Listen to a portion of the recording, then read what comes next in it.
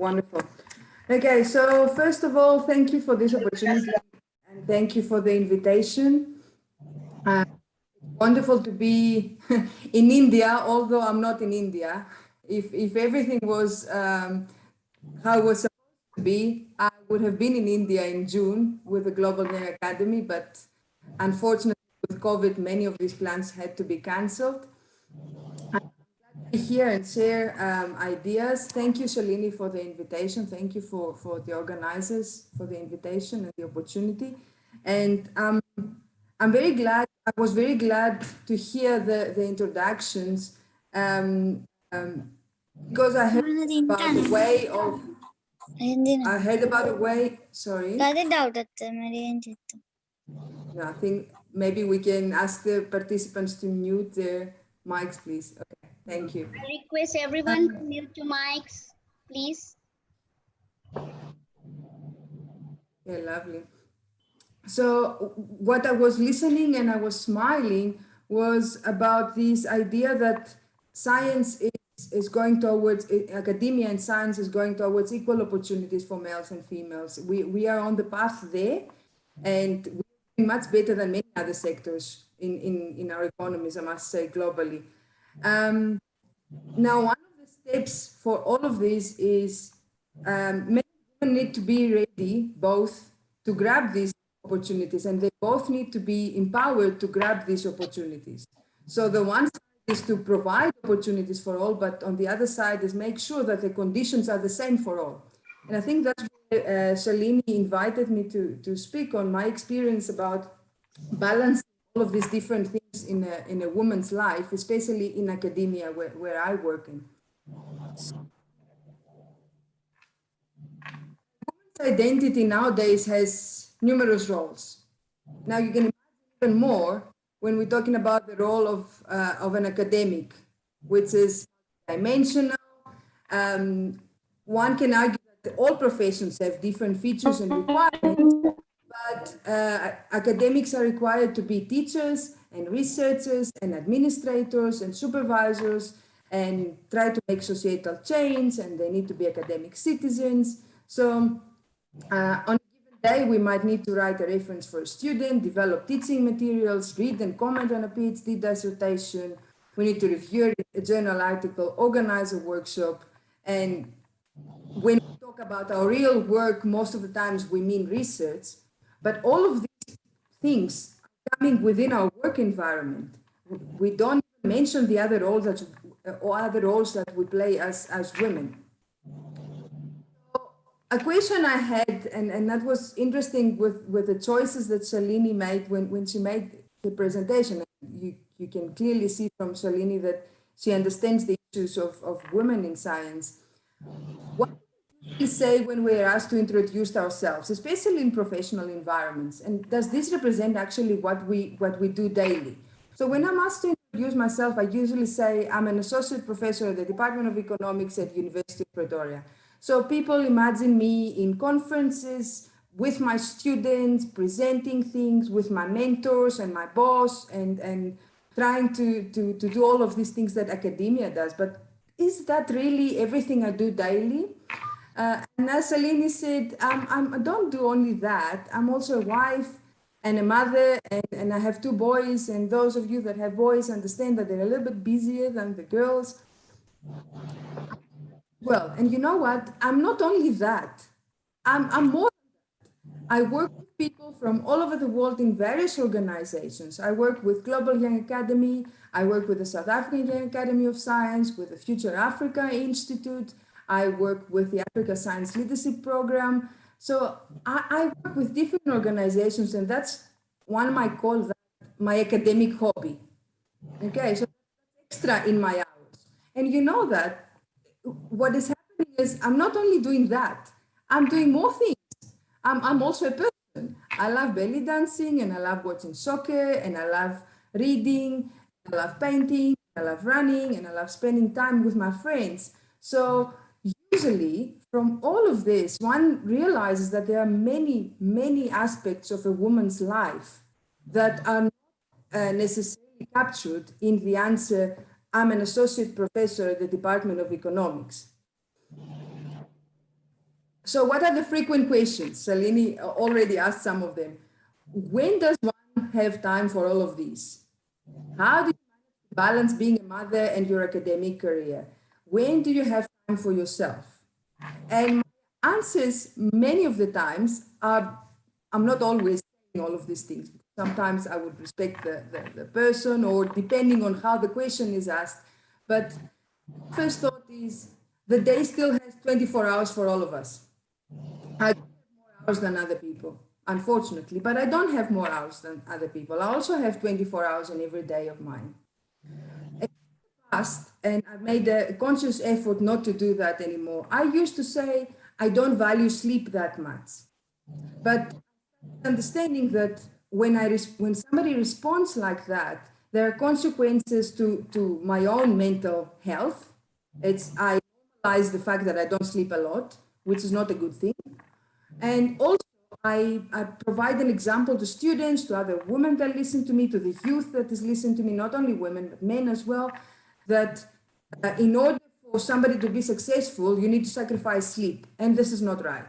This should not continue anymore. We grew up with this idea, and I'll speak about generational issues just now, but we grew up with this idea that the more we work, the more we are valued, and the more we are worth. And that's why we have many people with mental health problems currently. The last question that comes as an answer to these questions is, will you ask my male colleagues the same? So many times we go to interviews, and among other things, and after they ask about our research, the next question is, how do you do all of these things while being a mother as well? But I haven't heard many interviewers asking the same thing to fathers, to males in academia. How do you do all of this while being a father? So it is a question I always have in my mind. Will you ask my male colleagues the same? So what are the reasons for work-life imbalance for women? And let me start by first saying that I personally don't agree with the concept work-life balance, because I believe work is also part of my life. So I would maybe phrase it as work, non-work life, or work and personal life, or work and private life. Why do women experience this imbalance more than men? Okay, and I'm not saying, let me make this clear from the beginning, I'm not saying that women have stress and men do not stress. I'm not trying to make this point here. All I'm trying to say is that there is this certain imbalance that the women feel that they need to fix. And let me give you some of the reasons that I have encountered while reading through the subject, or while talking with other women and trying to find what's the issue. As biological reasons. Women are often the default chore doers and child tenders. Women are the carers of small babies. When a baby is born, they are the only ones that can breastfeed, for example. So if something starts like that, it's difficult to change through the years. So it remains like that. Women are the parents with the most responsibility of the kids in a household.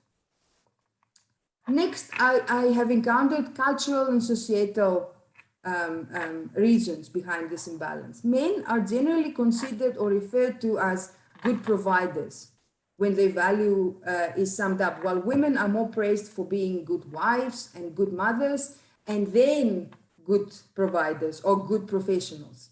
In some cases and in some sectors, the concept of an ambitious woman is perceived as a negative characteristic. It's something that people should not achieve. An ambitious woman is an aggressive woman in many cases.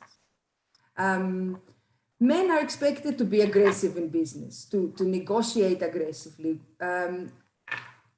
Common stereotypes make women, of what women should do and what can do, is what young girls are raised with. If I hear the whole time that my mother can do or should do certain things, then I grow up with the idea that that's the things that I can do and I should do as a woman as well. So it becomes a second nature. When a man has a family and a successful career, then we say that the man has it all. It's societal perception. If a woman has it all, then we start wondering if a woman has her priorities right. So if the kids go to a daycare, the first question is related with a woman's career, with a mother's career, and less with a father's career. For example, I experienced that in my everyday life. When I travel, when I go to conferences, everyone in our structure, in our support structure, praises my husband for taking care of the two boys, or tells me how lucky I am that I have a husband that takes care of the two boys for long periods of time. And they even offer help to him. Please let me know, and I'll call anytime you need something, call us. You're going to be alone with the boys. When he travels for long periods of time, it is business as usual. It is expected of me to take care of the family. It's not this big deal. Nobody tells me he's very lucky to have me, because I'm a natural carer of the kids while he's away. So sometimes the work-life balance feels like a concept that was created to allow women to work. So yes, we allow you to work, but provided you make sure that you have everything else at home under control. Also, men biologically, culturally, societally are raised to believe they're strong and they're the providers.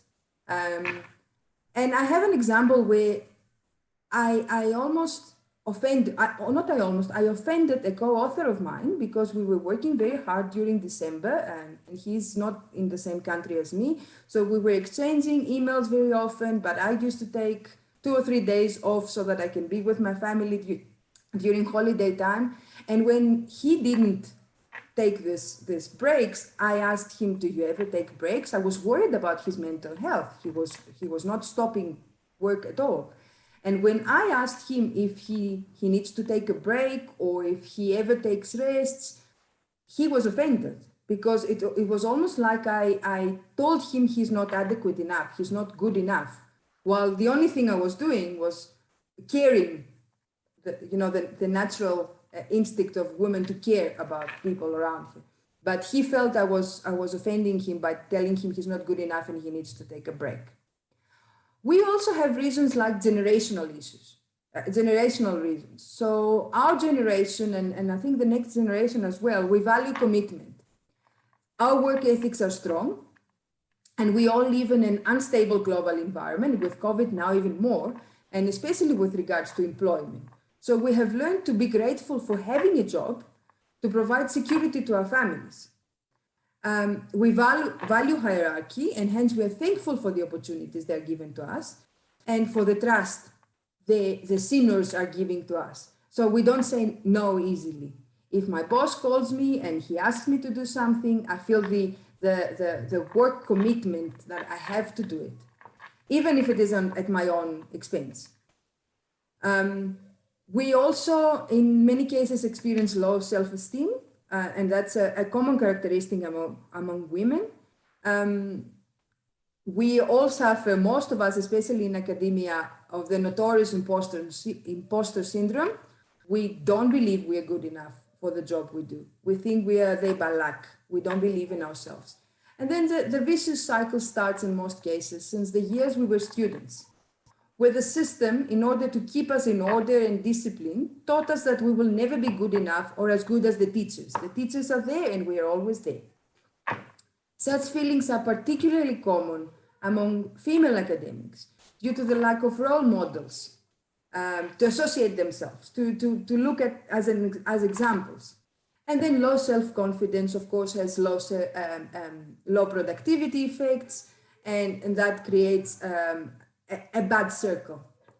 Also, we all live in a very competitive environment. So we suffer from stress and anxiety. We try to be perfect. We want to be good at everything we do, and we want to make an impact.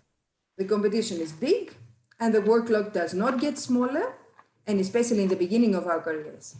That contributes to the increase of stress and anxiety.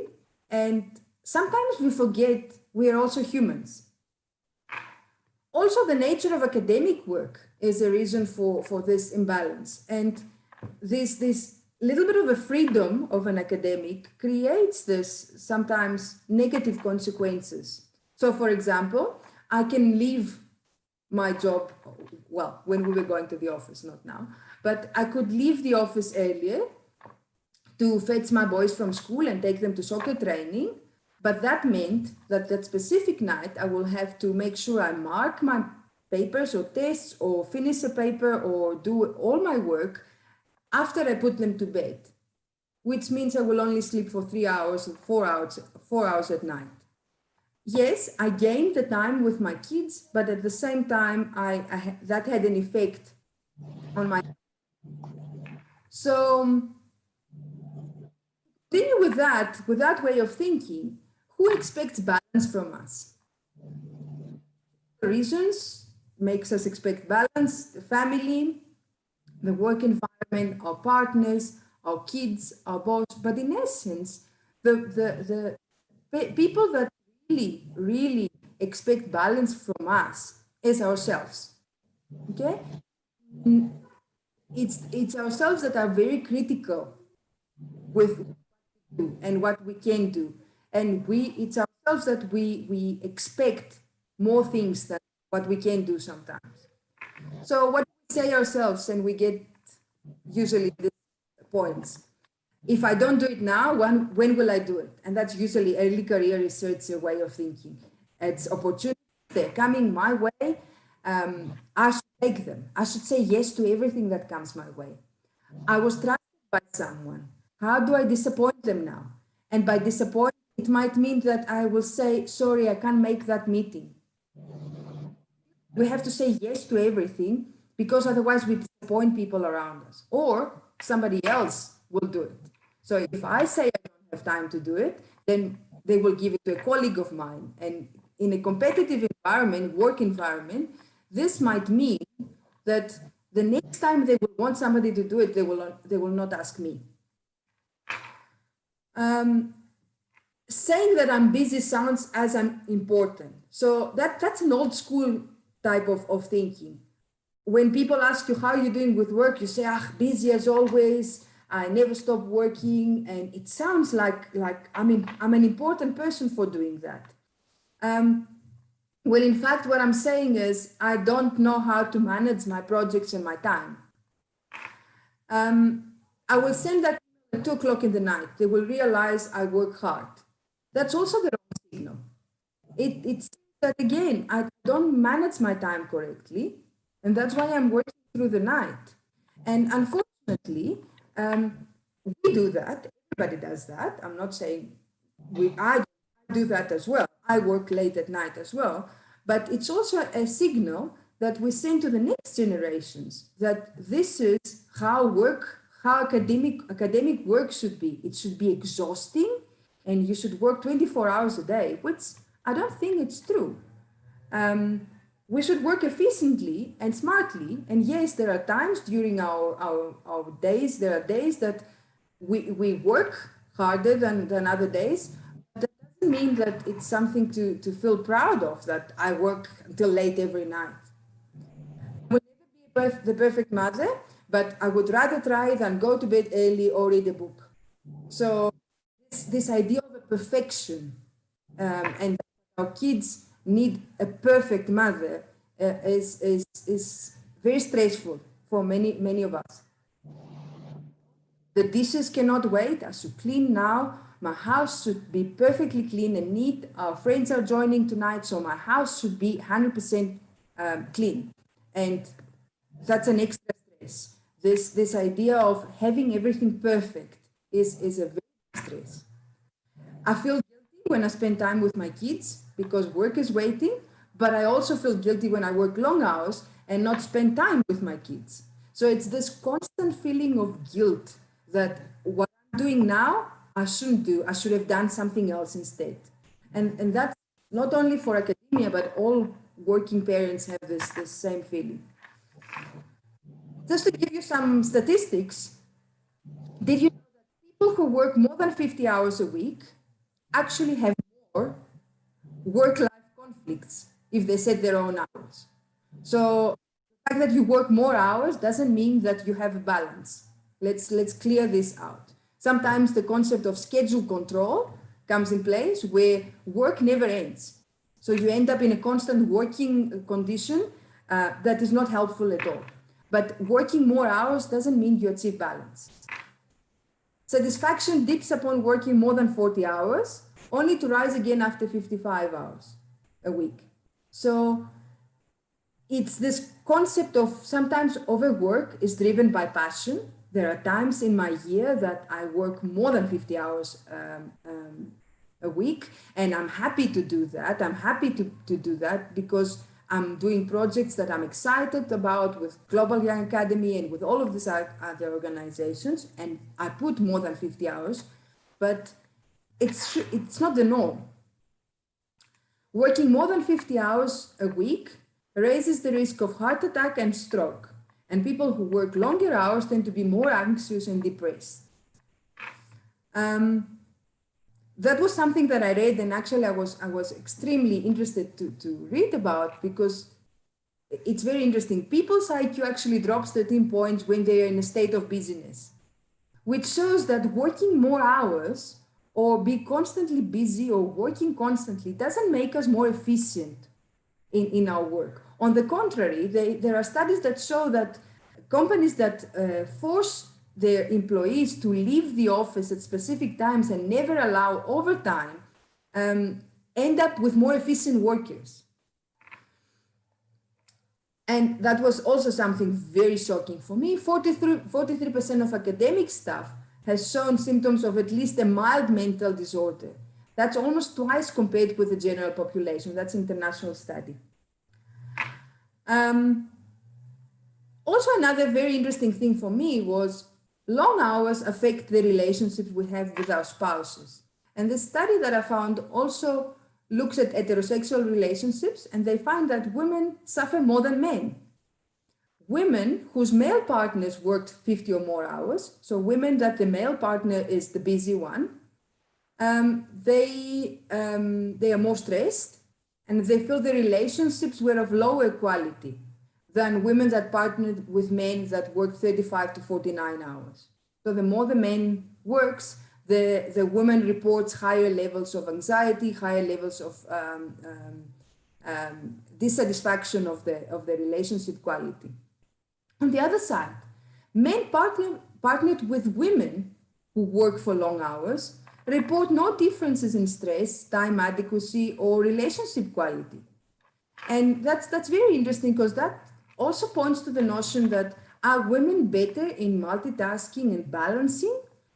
Is this something that is expected from women? So when a woman works more than 50 hours a week, she manages to balance everything so that the relationship quality remains the same, while a man doing the same cannot balance everything and keep the relationship quality the same.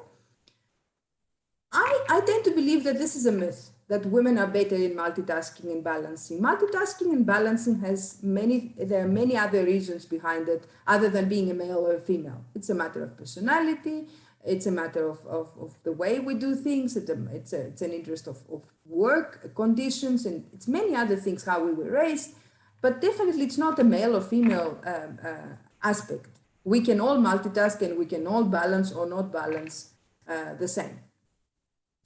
So I know that many of you, especially early careers and postdocs and PhD students, have the question now, okay, these are all very good, and you're telling us about the balance and no balance and all of these things, but practically, what can I do?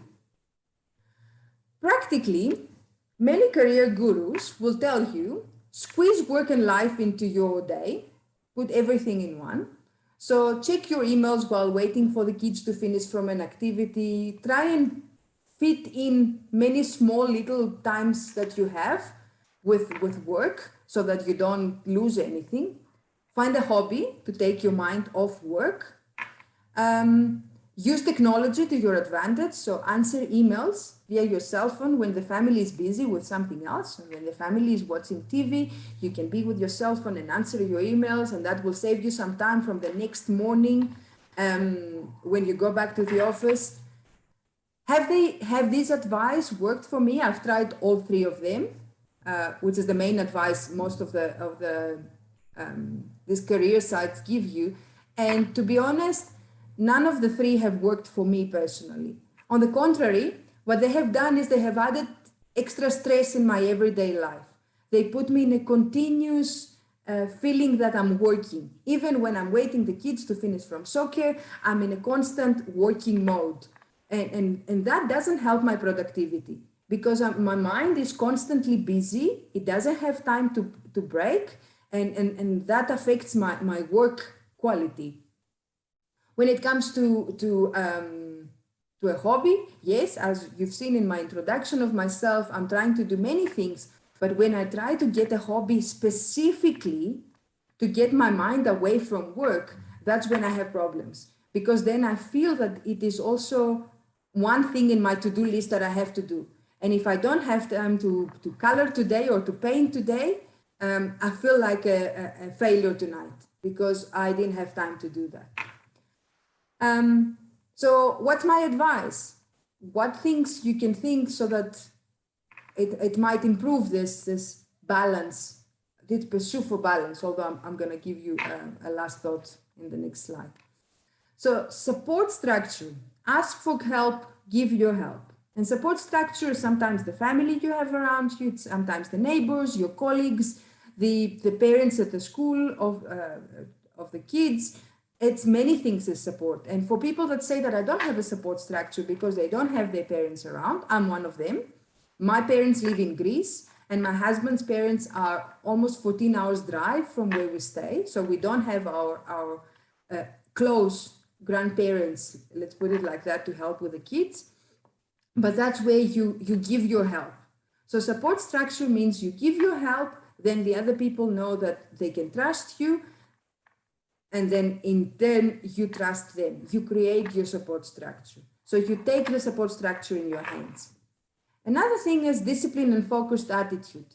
So when you are with your kids, be with your kids. When you are with your husband, be with your husband. When you're with your friends, be with your friends. When it's time for your hobby, leave work outside. And when you work, leave everything else outside. Have a focused attitude so that you take the most from everything you do in your everyday life. Another thing is time for ourselves. And it sounds crazy. It sounds, where will I find time for myself? As we said, everybody has 24 hours a day. So where will I find this time? And my advice is schedule it. I love belly dancing, and I know that on Wednesdays at 5:30 in the afternoon, I have my class. Nowadays, I do it via Skype, but otherwise I have to be in class. So my family knows that for that hour, it's the time for myself. It's the time that I'm going to be in class. So schedule and treat it with respect. See your time in terms of seasons, not in terms of trying to achieve the absolute balance. So there are times in my year that work takes over. Exam times, everything like that. Work takes over. I don't have time for the family, and it's fine. And there are times that the family takes over, and it's also fine. So I don't overwork when I go for holidays with the families. And when I say I'm going to go for 2 weeks for holidays with the family, I make sure that everything at work, they know where I am, they know what I do, but I will not work for this time. So there are seasons, and it's fine that there are seasons.